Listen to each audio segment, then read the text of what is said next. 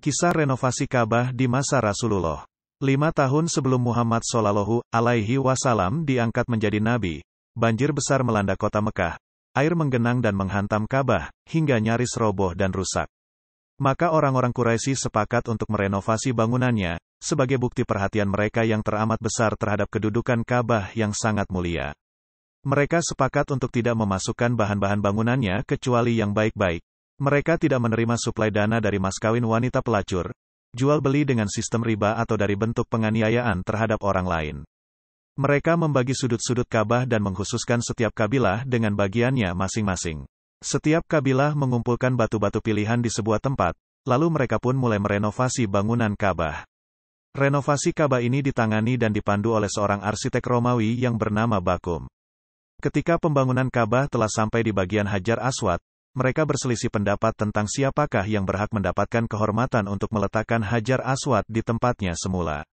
Perselisihan itu terus berlanjut hingga sampai 4 atau 5 malam. Bahkan perselisihan itu semakin menajam dan meruncing hingga nyaris menimbulkan pertumpahan darah di tanah haram.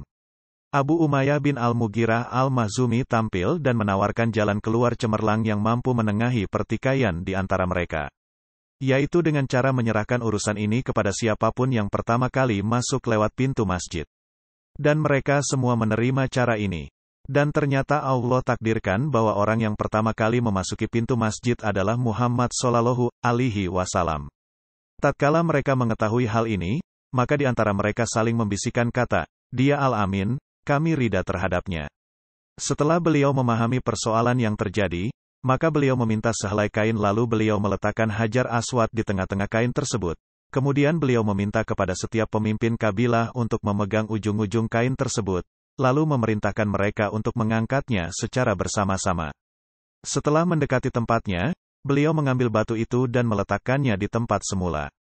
Inilah cara pemecahan masalah yang sangat jitu dan diridhoi oleh semua orang.